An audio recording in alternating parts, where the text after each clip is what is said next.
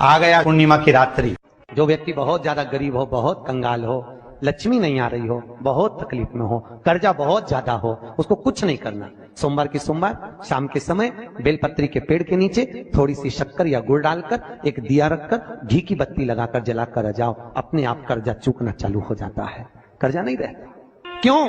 माता लक्ष्मी, मां भगवान शिव ने कहा था, लक्ष्मी तेरा विवाह मैं भगवान नारायण के साथ कर रहा हूं, तो नारायण के चरणों में तो रहेगी, पर एक बात याद रख, माता पार्वती के नयन अश्रु से प्रकट हुए बेलपत्र के नीचे शाम के समय पर तेरा निवास होगा।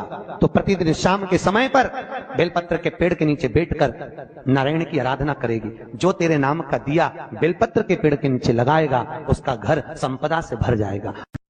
आ गया पूर्णिमा की रात्रि। बड़े से बड़ी बीमारियां, बड़े से बड़े रोग, बड़े से बड़े बड़े कष्ट इस पूर्णिमा की रात्रि को छूट जाए। दमे की बीमारी, श्वास की बीमारी, अनिद्रा की बीमारी, रात्रि को जगना, ये सारी बीमारियां पूर्णिमा की रात्रि को अगर व्यक्ति अपने जीवन को सुखमय बनाए, अपने जीवन को आनंदमय बनाए, तो सब छूट सकता। पूर्णिमा की रात्रि को पीपल के पत्ते 5 लेकर उसके ऊपर खीर डालकर रात्रि को खा लेने से महाराज दमे की बीमारी, श्वास की बीमारी रुक जाती है। वो बीमारी बढ़ती नहीं है, उससे कष्ट नहीं होता। जिन बच्चों के नेत्र कमजोर होते हैं, रोशनी कमजोर होती है, पूर्णिमा के दिन रात्रि को 12 बजे भगवान चंद्रदेव का दर्शन कराइए। 5 से 7 मिनट तक नयन मिलाए चंद्रदेव के साथ, और बाद में एक पीपल के पत्ते पर खीर जो चंद्र के नीचे रखी हुई है, उसी खीर को चटा दीजिए, फिर चंद्र का दर्शन कराओ। सभी ध्यान दें, इस बार 6 अक्टूबर सोमवार कोई साधारण दिन नहीं है।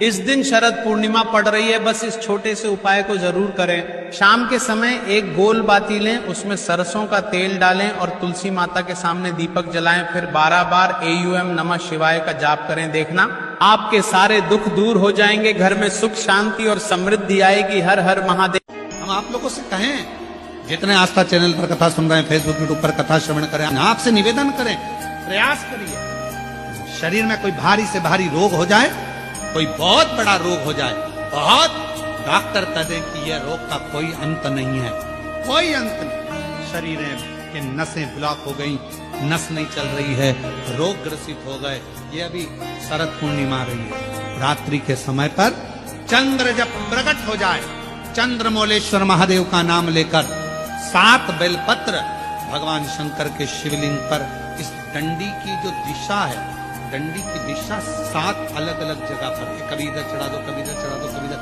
7 दिशा पर बेलपत्र को समर्पित एक ही स्थान पर करो, दिशा अलग अलग कर दो।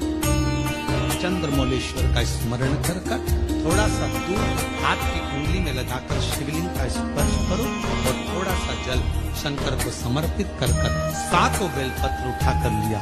7 दिन तक लगातार एक बेलपत्र सुबह के समय पर रोज खाना प्रारंभ करो।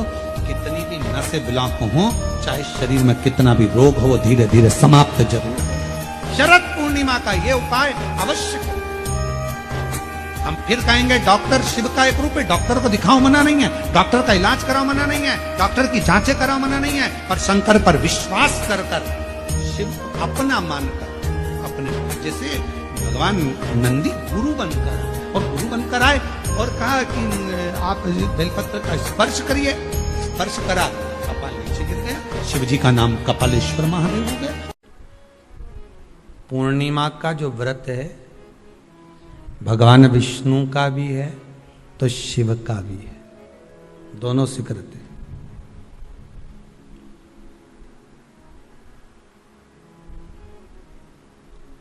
दोनों स्वीकृत है। जिसका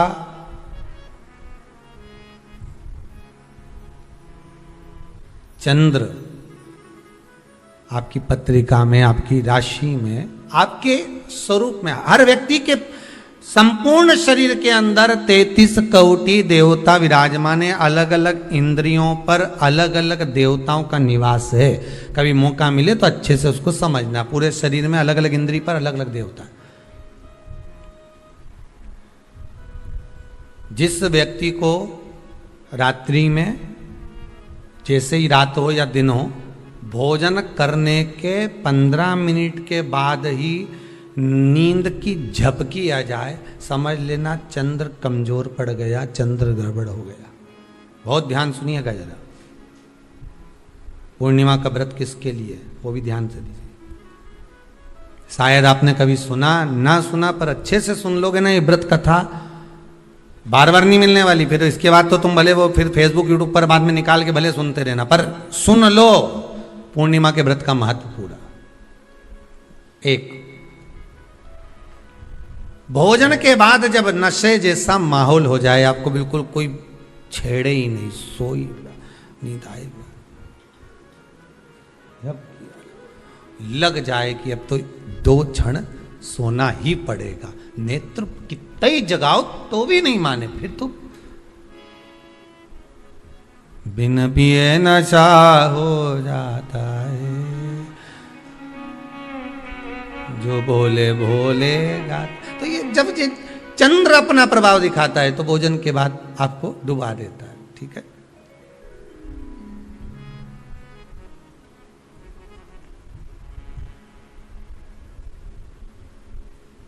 एक बहुत सरल भाषा में कहेंगे, आपको थोड़ा समझना पड़ेगा कि कहीं कहीं आपने सुना होगा कि 14 और पूर्णिमा पे कहीं गया होगा इसलिए ऐसा हो गया। बोले सुना है कि नहीं सुना? 14 पूर्णिमा पे कहीं गया होगा या 14 पूर्णिमा पे कहीं गई होगी तो ऐसा हो गया। क्यों कहते हैं, उसका कारण क्या है? आखिर बात 1400 पूर्णिमा को क्यों लोगों ने बदनाम कर दिया कि 14 पूर्णिमा पे कहीं गई होगी तो बाल खोल के गई होगी, या ऐसा करा होगा तो वैसा करा होगा तो ऐसा हो गया, या ये चीज इसके साथ में ऐसा हो गया, या एक्सीडेंट हो गया, या ये चीज। कारण क्या होता है? क्यों पूर्णिमा और अमावस्या के समय पर ही ज्यादा एक्सीडेंट के योग बनते हैं? क्यों पूर्णिमा अमावस्या के अंतर्गत ही ज्यादा कष्ट के योग बनते हैं, बीमारी को पनपने के? कारण क्या होता है? उसका क्रम क्या है? कारण क्या है? उसका एक कारण है आपके चंद्र की महत्वता घट जाना। जब चंद्र की महत्वता घटती है तब जाकर शरीर में कहीं ना कहीं रोग की मात्रा बढ़ जाती है। रोग अपना प्रभाव चंद्र के कारण दिखाना प्रारंभ, पर मन में बेचैनी नहीं हो, बेचैनी रहे, नींद नहीं आ रही है, कुछ मन में ऐसा लग रहा है कि कुछ होने वाला है, मन में स्थिरता नहीं आ रही, समझ लेना कि चंद्र गड़बड़ हो गया है। अब इस चंद्र को साधना है तो शिव तत्व में जाना पड़ेगा। फिर कुछ मत करिए, पूर्णिमा का व्रत चालू कर दीजिए। क्या करना है? केवल पूर्णिमा का व्रत चालू कर दो। और कितना प्रभाव है पूर्णिमा के व्रत का? घर में 50 लोगों का परिवार है, 15 लोगों का परिवार है, 20 लोगों का परिवार है, और परिवार में से अगर एक पुरुष या एक स्त्री कोई भी पूर्णिमा का व्रत करता है तो पूरे परिवार के लोगों का चंद्र संवर जाता है, पूरे परिवार के लोगों का चंद्र सुधर जाता है। पूर्णिमा के व्रत का इतना प्रभाव शास्त्र कर रहा है, स्कंद पुराण कर रही है। पर व्रत कब से लेना है? पूर्णिमा का, चैत्र की पूर्णिमा से। ठीक है, नहीं तो तुमने सोचा इतना महत्व सुना है पूर्णिमा के व्रत का तो मैं तो आज से ही नहीं खाऊंगा छूट, आज से ले लो। तो ये हर कोई सब व्रत, तुम्हारा मर्जी पड़े, तुम तो आधी रात को उठ के भोजन करने लगो तो ये कहीं वर्णन नहीं। तुम तो आधी रात के नहा लो तो ये कोई महत्व? तो हर चीज का एक समय होता है कि इतनी बजे उठना, इतनी बजे मंजन करना, ऐसा करना, भोजन करना, ये समय पर फलाहार करना, ये समय पर ये, तो ये सब चीज का एक समय होता है, हर चीज का एक समय। अब कथा तुम दिन में सुन लो, शाम के सुन लो, अब आधी रात को तुमको कोई उठा के 1 बजे रात के उठ, भेरू उठ जा, कथा सुन ले, तो भेरू उठेगा? और आधी रात को भेरू उठ भी गया ना तो तुम्हें भेर भी बना देगा। है? कथा सुनने वाला है। हर चीज का एक समय होता है कि आपको ये समय पर आपको ये ग्रहण करना, आपको इस समय पर भगवत स्मरण करना, आपको इस समय पर नाम जाप करना, आपको इस समय पर भगवान की भक्ति को धारण करना। परिवार में अगर किसी ने एक पूर्णिमा का व्रत कर रखा है, एक व्यक्ति ने भी करा है, तो 50 की ग्रह दशा जब उसके स्पर्श में आती है, पूर्णिमा का जो व्रत होता है ना, स्पर्श का सुख दे जाता है। बहुत बहुत ध्यान दीजिएगा। जैसे आपने किसी ने पानी मांगा, आपका पूर्णिमा का व्रत है, और भले आप उठ के पानी लेने नहीं गए क्योंकि आपका व्रत है, क्योंकि जिसका व्रत होता है बेचारी वो तो ज्यादा कुछ करती ही पाती है। पर किसी ने आपको पानी लाकर तो दिया ना। अब पानी लाकर जिस व्यक्ति ने दिया उसका स्पर्श तो हुआ ना। ये अभी गई थी ना दूसरी लहर कोरोना महामारी, इसको देख लो, इसको टच किया, इससे टच होकर उस पर गया, उससे टच होकर उस पर गया, तो ये कोरोना महामारी। अब जब ये कोरोना महामारी टच करने से फैल सकती है तो व्रत का पुण्य टच करने से क्यों नहीं बढ़ सकता? विचार करिएगा जरा, उसका भी तो पुण्य। अब आपने किसी को जल दिया जिसका व्रत था उसको जल दिया। और सरल भाषा में समझ लो, कभी मथुरा वृंदावन गए हो आप लोग? अगर मथुरा वृंदावन गए होगे, उज्जैनी गए होगे, काशी गए होगे, कहीं तीर्थ में गए होगे, या कभी कुबेरेश्वर धाम कभी आप लोग आएंगे जाएंगे, कभी आपको ज्ञात होगा, तो कभी आप लोग दर्शन करेंगे कि जब भोजन प्रसाद होता है तो लोग उसको बांटने के लिए देते हैं कि कोई आया है तो उसको कुछ प्रसाद मिल जाए, भंडारे की प्रसादी मिल जाए। तो भंडारे की प्रसादी जब वो खाता है उसका स्पर्श होता है, स्पर्श होता है तो जिसने भोजन किया उसका पुण्य जो दे रहा होता है उसके खाते में चले जाता है।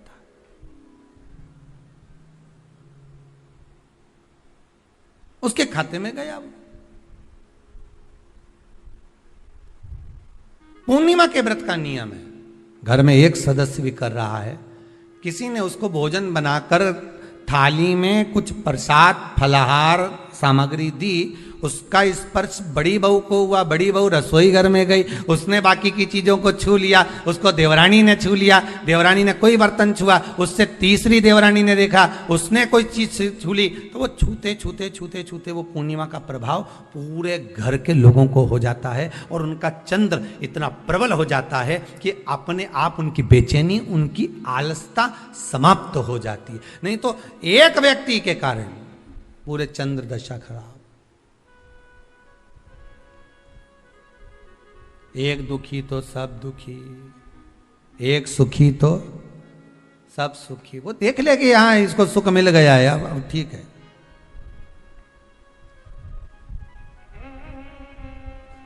जब बेचैनी लगे, 14 और पूर्णिमा आए और आपको लगे बेचैनी बहुत ज्यादा है, मेरे को थोड़ा बेचैनी, ना जाने क्यों ऐसा होता है कि 14 पूर्णिमा आई और मेरे को बेचैनी, तो समझ लेना कि चंद्र गड़बड़ है। फिर क्या करना है? एक व्रत घर का कोई भी सदस्य पूर्णिमा का प्रारंभ कर दे। ज्यादा नहीं करो तो थोड़ी करो, पर करो, व्रत करो।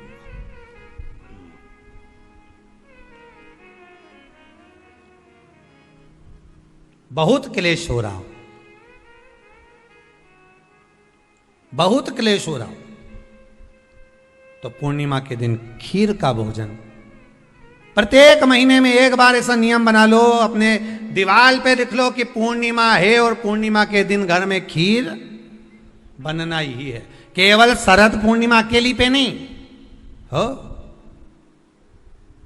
तुम एक पूर्णिमा पे तो बनाते हो खीर, शरद पूर्णिमा के दिन तो खूब जोरदार बना बुनो के ना डोलची के छत पे धर दो, उठा के भगवान नहीं धर दे, कहीं कहीं तो छत पे बनाए। तो बच्चे पूछ ले मम्मी ये छत पे क्यों रखी है, तो क्या अमृत गिरेगा?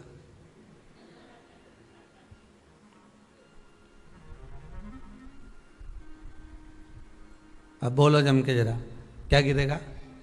अमृत गिरेगा। अच्छा, अब शिव महापुराण की कथा स्कंद पुराण तो कहती है, पूर्णिमा के महत्व को जो दर्शाया जाता है कि शरद पूर्णिमा के दिन चंद्र में से अमृत तत्व गिरता है, गिरता है। पर कब गिरता है? अरे जम के तो बोलो, जब उस खीर का ढक्कन हटा हुआ, केवल खीर का नहीं अपना भी ढक्कन हटा हो, तभी तो अमृत गिरेगा।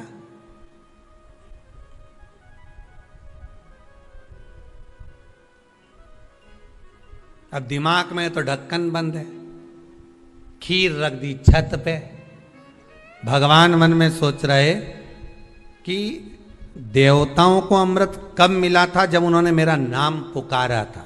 केवल खीर बना के नहीं धरी थी कि छत पे खीर धर दो और अमृत आ जाएगा, नहीं नहीं, खीर के पास बैठकर थोड़ी देर बैठकर हरे राम कहो सीताराम कहो, सीताराम कहो राजा राम कहो, कुछ भजन तो गाओ। और तुमने तो नीचे से बना के छोरा कर दे दी, धरिया ऊपर छत पे, और छत पे ले जाके खीर धर दी, और खीर रखी तो मम्मी ने क्या केवल ढक्कन लगा के रखना, बिल्ली खा जाएगी, तो उसमें ढक्कन केवल खीर में नहीं लगाया, अपनी बुद्धि में भी लगा लिया। अरे स्कंद पुराण की कथा कहती है जब पूर्णिमा के दिन तुम खीर बना रहे हो, अगर शरद पूर्णिमा के दिन खीर बना रहे हो तो प्रयास करना कि थोड़ी देर बैठकर राम नाम, कृष्ण नाम, शिव नाम, भगवान की भक्ति का 2-5 भजन तो हो जाए। अब दिमाग में लगा ढक्कन, खीर में भी लगा दो ढक्कन, अमृत कहां से झड़ेगा? भगवान भी सोचे ना राम नाम लीनो तूने भरी जवानी में, तो डूब के मर जा रे चुल्लू भर पानी में। अब भगवत भजन करे नहीं और क्या कि अमृत झड़ेगा? भगवान के कहीं नहीं झड़े, फालतू की बात। राम नाम बोलती तो अमृत झड़ता, कृष्ण नाम बोलती तो अमृत झड़ता, भगवान का भजन करती तो अमृत झड़ता। इसलिए शरद पूर्णिमा पे मंदिरों में जो खीर बनती है ना, तुम्हारे घर की खीर और मंदिर की खीर के मिला के देखना जरा, दोनों में स्वाद किस में आए, जरा मिला के देखना। मंदिर की खीर में स्वाद आ जाए, क्यों वहां भाइयों बैठ के खूब भजन गाए, तांबा का हंडा में तातो दरो पानी नीनाए भोला नवा के रूंग। अब दिन रात के जो भजन गाने पिली ने 9 बजे से लेकर 12 बजे रात तक खूब गाया, वो भजन का जो अमृत था वो खीर में मिल गया, खीर में मिला तो स्वाद आ गया। अब तुम तो गाई ही नहीं, तो डब्बा में कहीं खाक स्वाद है।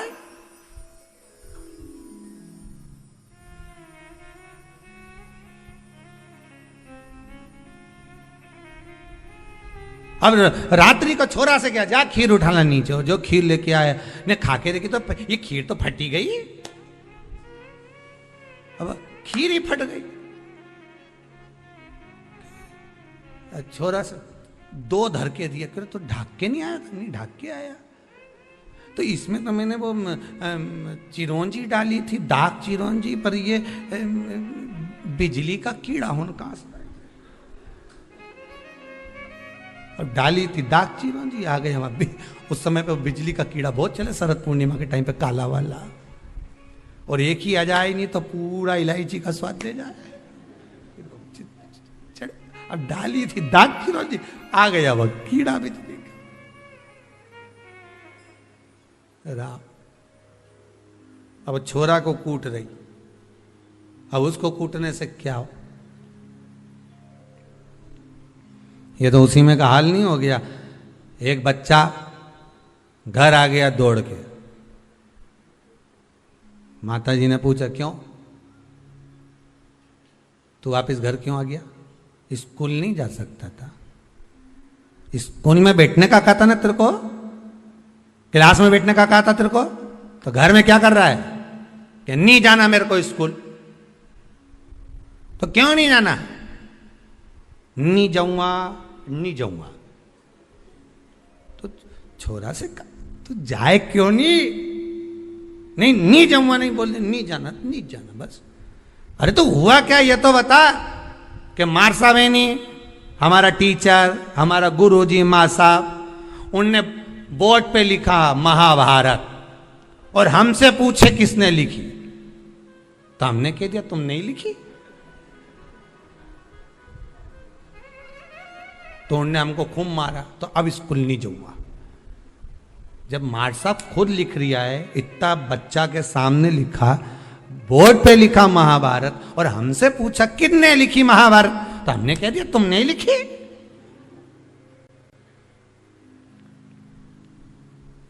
उन्होंने तो हमको टेबल पे खड़ा करने खूब दोचा, जैसे मंदिर के घंटा हो, खूब बजाया, खूब मारा। इसलिए अब नहीं जाऊंगा स्कूल। इतने में माँ ने हाथ पैर जोड़े, वो महाभारत किसने लिखी थी ये पूछा था, तो हम वही तो बोल रहे हैं माँ साहब ने लिखी थी। हम कौन से अलग बात बोल रहे हैं, हम भी तो बोल रहे हैं कि टीचर ने लिखी, माँ साहब ने लिखी। तू नहीं सुधरेगा कभी जिंदगी में। हम तुमसे इतना सा पूछ रहे हैं, महाभारत किसने लिखी? माँ साहब ने लिखी, टीचर ने लिखी। और देखो मम्मी, भाई सुन ले, आई तू भी सुन ले, अब बार बार महाभारत की मत पूछना मेरे से। एक बार बोल दी मैंने उनने लिखी, उनने लिखी, उनने लिखी, अब बार बार मत पूछना। पिताजी आ गए दुकान से, खेत से, क्यों रे छोरा आज तू स्कूल नहीं गया? गया था। तो फिर बस सन ने खूब मारे तुम भग आया। क्यों भग के आया? ऐसा क्या कर दिया तूने?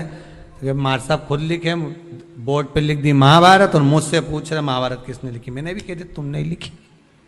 तो मार साहब ने खूब मारा, मैं अब नहीं जाऊंगा। तो पिताजी बोले रे मूर्ख, तुझे बता देना तो महाभारत किसने, तो वही तो बताया कि मां साहब ने लिखी।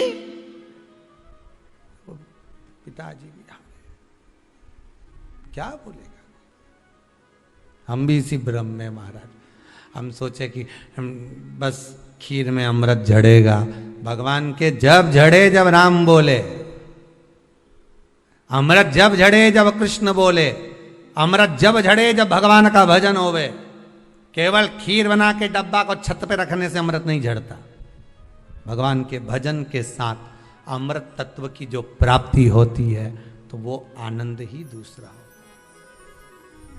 किसी ने भजन में गाया है, आपने सुना होगा, अमृत है हरि नाम प्रभु का, अमृत है हरि नाम प्रभु का, इसे छोड़ विष पीना क्या, हरि नाम नहीं तो जीना क्या, प्रभु नाम नहीं तो जीना क्या। ये अमृत तत्व भगवान की भक्ति का होना चाहिए। ये अमृत तत्व परमात्मा के भाव का, निर्मलता के भाव का होना चाहिए। तो स्वाद। मेरा निवेदन है, अगर तुम्हारे घर में अशांति ज्यादा होती है, क्लेश बड़ा ज्यादा होता है, आप पूर्णिमा का व्रत करें ना करें, पर पूर्णिमा को खीर प्रसाद घर में अवश्य बना।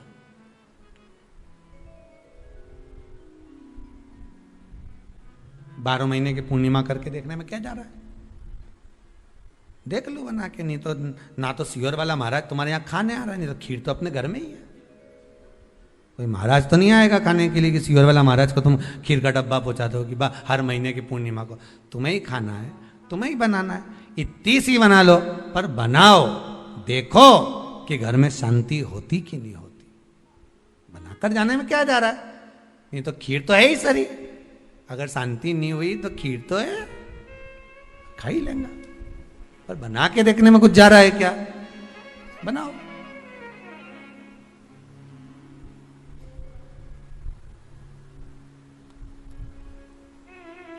उसकी महत्वता को जानना है। ये जो हवन में, यज्ञ में खीर की जो आहुतियां छूटती हैं, ये इसका महत्व बहुत है महाराज। आप समझें ना समझें वो आपकी जगह पर आपके यहां जब विद्वान ब्राह्मण, कोई विद्वान ब्राह्मण आपके यहां जब यज्ञ कराने आए, हवन कराने आए, वास्तु पूजन कराने आए, जब माता रानी का हवन, किसी भी रूप का यज्ञ कराने के लिए आए और वो खीर की आहुतियां जब छुड़वाए, तो आप पूछना कि खीर की आहुति का फल कितना, प्रताप फल कितना। पूरे यज्ञ में वो खीर की आहुतियां लक्ष्मी के लिए जो दी जाती है, वो लक्ष्मी की वृद्धि कर देती।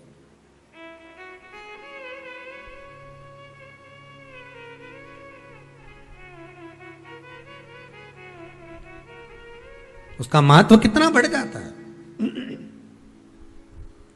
उसका महत्व कितना प्रबल हो जाता है। खीर क्या होती है? बनाइए एक बार। पूर्णिमा के व्रत का महत्व चंद्र से, और जिसके यहां क्लेश हो, कोई व्यक्ति मीठा बोलकर आपसे स्नेहवश, प्रेम बढ़ाकर, स्नेह बढ़ाकर, आपसे प्रेम, वात्सल्यता, करुणा, स्नेह बढ़ाकर जब आपसे कुछ धन लेकर चले गया हो और अब आप उससे मांग रहे हो, आप उससे लेना चाहते हो और फोन कर रहे हो, मिलने जा रहे हो कि मेरा पैसा दे दे भैया, और वो प्रेम खत्म कर चुका है, स्नेह खत्म कर चुका है, धन नहीं दे रहा, वहां पर भी ये पूर्णिमा का व्रत काम करता है।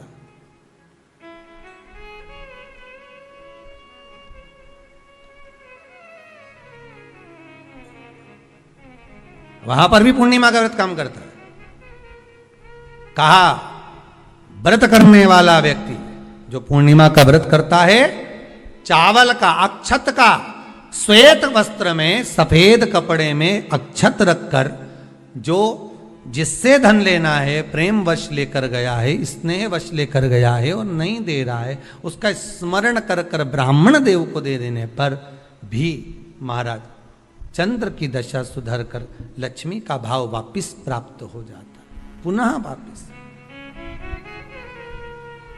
चंद्र से शिव भी जुड़े हैं, चंद्र से नारायण भी जुड़े हुए हैं। महाराज देवऋषि नारद का आगमन हुआ, नारद जी ने पूछा क्या बात है चंद्र, तुमने मुझे याद क्यों किया, कारण क्या है वो तो बताओ। चंद्र का कहना है मेरी काया का रोग हो गया, मेरी काया गिर रही है नीचे, टपक टपक कर गिर रही है, मेरी काया का रोग है, मुझे क्या करा जाए। तो कहा एक काम करो, देवऋषि नारद बोले शंकर का स्मरण करो।